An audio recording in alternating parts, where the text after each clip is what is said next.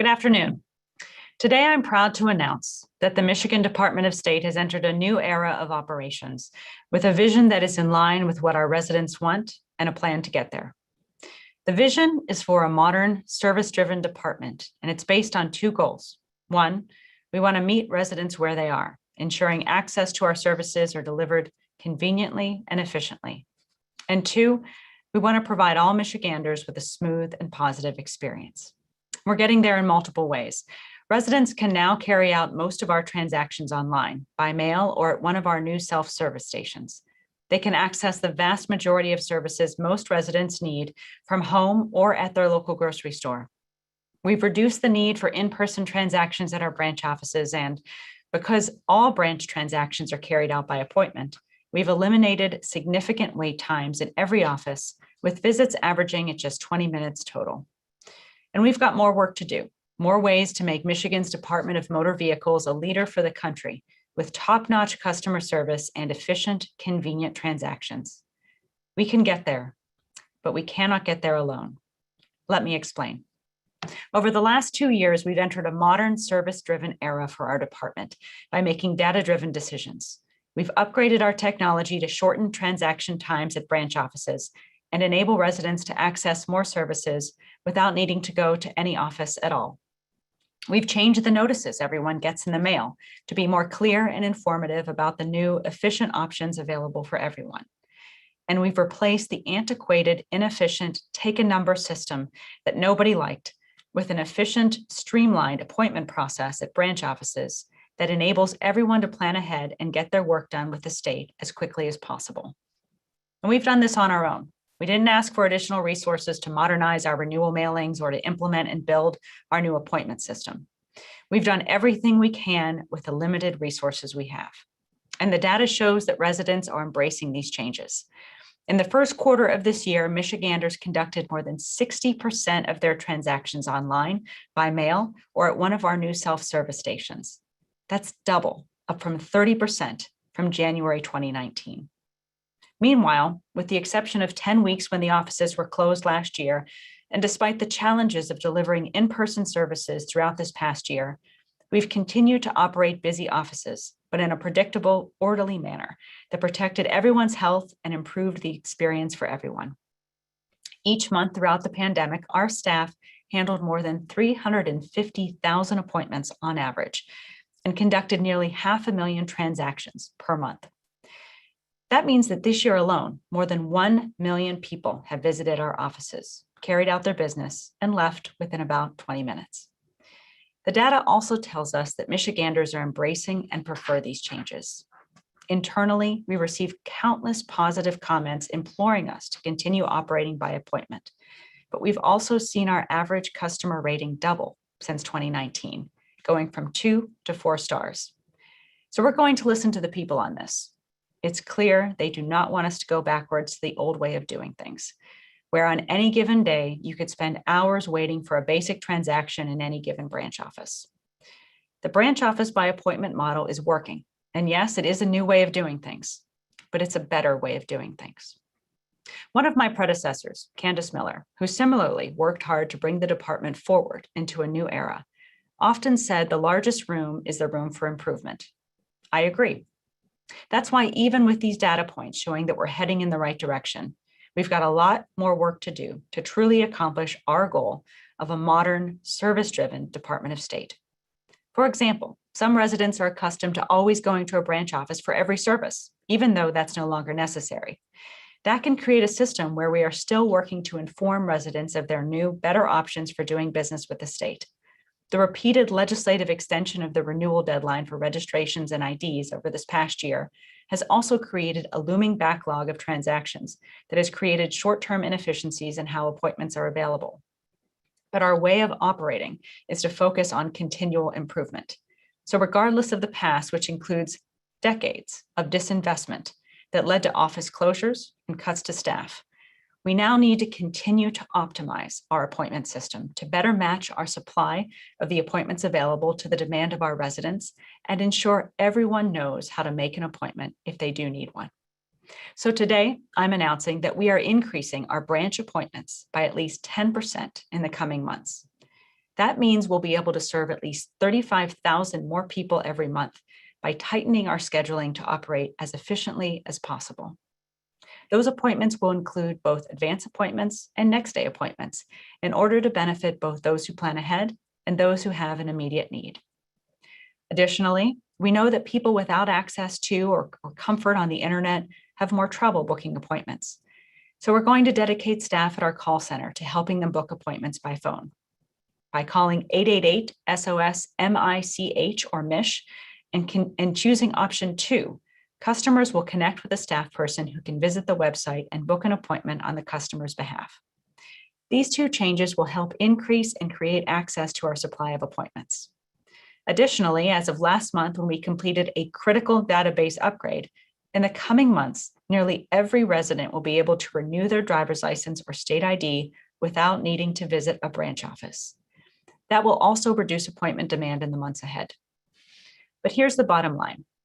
My team has worked tirelessly these last few years to modernize this department after decades of neglect.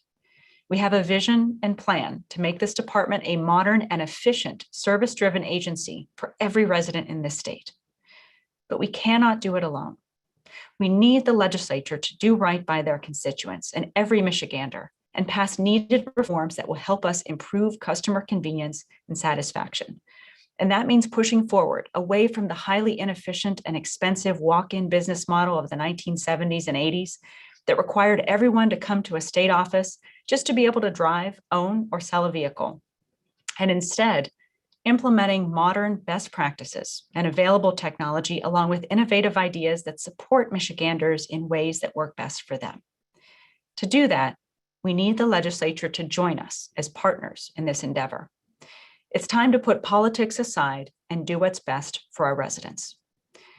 That's why today I'm also announcing our service-driven legislative agenda. It's a series of reforms to current laws, many of which were written in a different era, that will make all interactions with our department less frequent and more efficient. The full plan will go out in a press release shortly, but I'll share some of the highlights now. It includes allowing driver's license knowledge testing to be done online and with third parties such as driver's education providers, rather than always in a branch office. This would be more convenient for drivers and test takers and also free up our branch office staff to provide more appointments that must be done in person.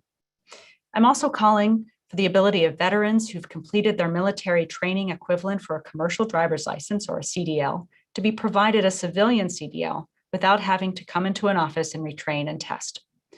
A lot of lawmakers talk about innovation.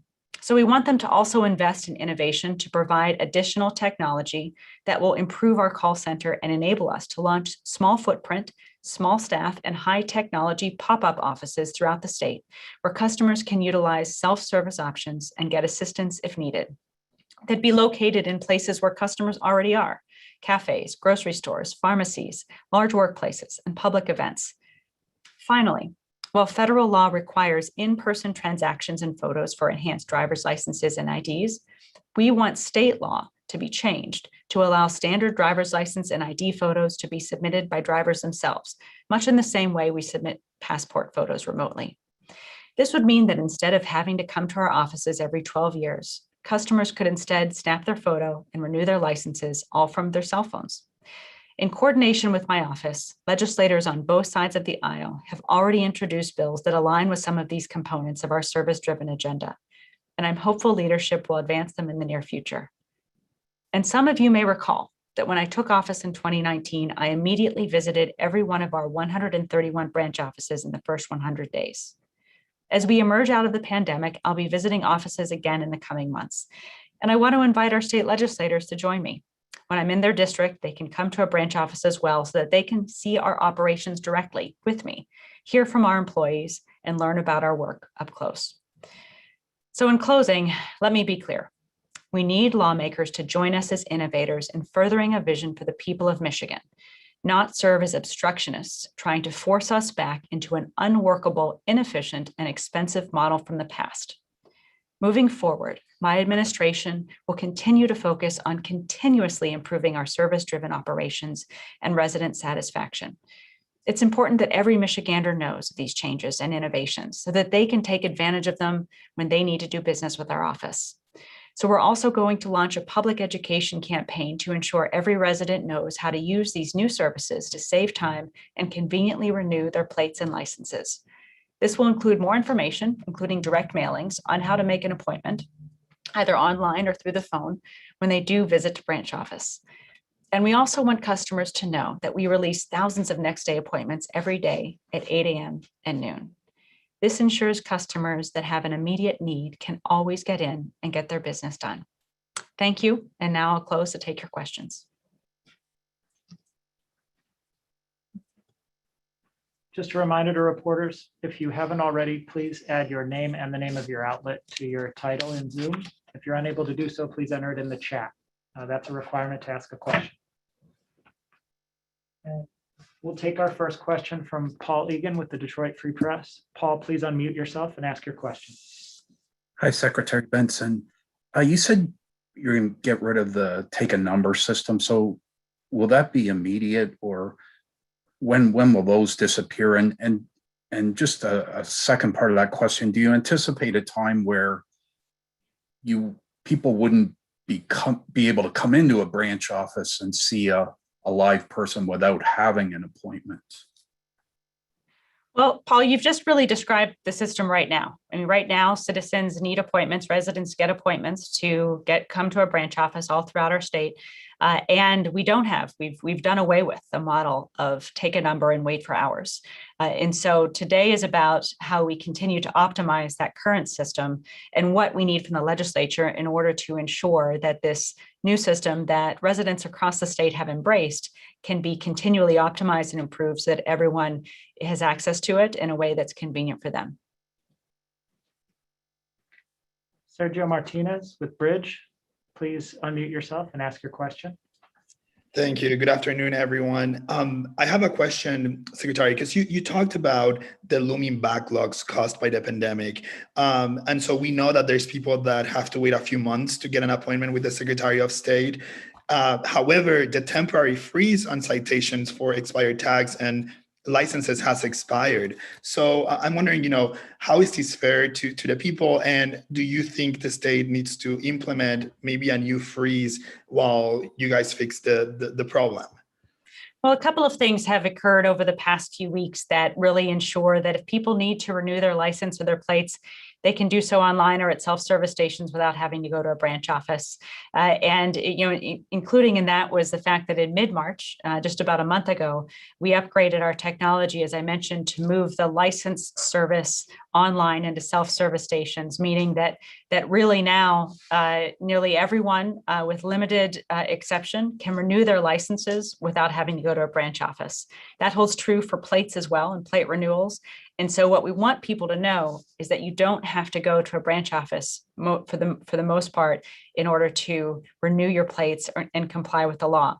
And for those who do, every day from at 8 a.m. and 12 p.m., we release thousands of next day appointments for people who need that immediate branch office transaction. In addition to that, as I announced today, we'll be increasing appointments in the number of appointments each office is able to provide. By tightening our belts and decreasing the time allotted for each appointment, we can expand to again, 35,000 more appointments every month. So that will also ensure that anyone who, in the rare circumstances that a license or plate renewal does require a branch appointment, that citizens have access to them in the months ahead. Jordan Hermani with Gongwer, please unmute yourself and ask your question. Hi, Secretary Benson. Thanks so much for taking my question. I know that you mentioned that you have bipartisan support on some of these bills that are coming in, updating some of these actions that you're calling for, but you also asked for lawmakers not to be obstructionists. And I was wondering if you could kind of give an example as to what you're referring to with that sentiment. Well, I think two things. One, with the budget negotiations and discussions, we want lawmakers to be aligned with this vision of what our residents want, which is better customer service, and that requires investment. That requires investment, not disinvestment, in the very programs that have been working, like the appointment system and our call center. So really today is about emphasizing that and emphasizing that, the importance of collaboration and partnership in this regard. This is a vast, highly technical operation at the Department of State. And oftentimes we've seen lawmakers either not fully understand all the complexities or try to promote policies that actually in practice wouldn't play out even the way that they may intend. So that's why, in my view, collaboration is important. And I've been very encouraged by a number of lawmakers on both sides of the aisle who have expressed that collaboration. What we need, and this gets to your question directly, is for the leadership in the House and the Senate to move a lot of these bills as well, so that they can become law and that we can begin improving and continuing to improve our system with the support of a more modern legal and law structure. Paul Egan with the Detroit Free Press. So you have a follow-up. Please unmute yourself and ask your question. Thanks, Secretary Benson. How much are you asking for in terms of staff, equipment, or how much extra money do you need from the legislature? That's another point of collaboration where we want to essentially share the data with lawmakers and say, this is the type of investment that we're asking for. And it can be a range of investment, both to our call center to increase the efficiency and expand access there and add new technologies, and expand and diversify the ways we do deliver in-person services. A lot of those are detailed in the plan that's going to go out in the press release itself shortly. But it details the specifics of what we need investment in order to accomplish, like the pop-up offices I mentioned, like some other collaborations with entities, much in the way that Kroger and Meijer have stepped up to provide services. So along the way, every step of the way, we've tried to and worked to implement innovations at without a net increase, and in some cases even a decrease to our budget. And so the bottom line that I want to communicate today is that we very much have a plan, a vision, and a desire to continue to build on what we've done and improve our operations. But investment is going to be required from our legislators, as well as updates to policies and laws in order for us to truly optimize our system in a way that benefits their constituents and all of our residents. Okay, seeing no more hands raised. Thank you all for joining us today. Have a good rest of the afternoon.